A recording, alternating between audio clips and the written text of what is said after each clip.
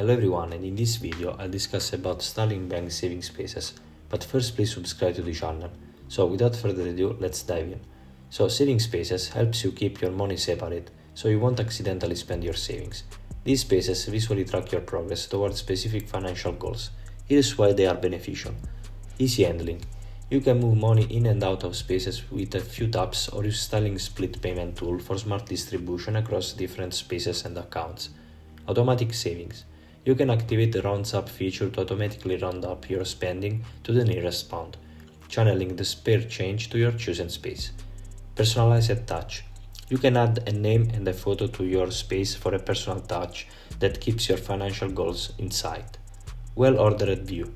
You can arrange your spaces as you prefer and receive notification for balance changes.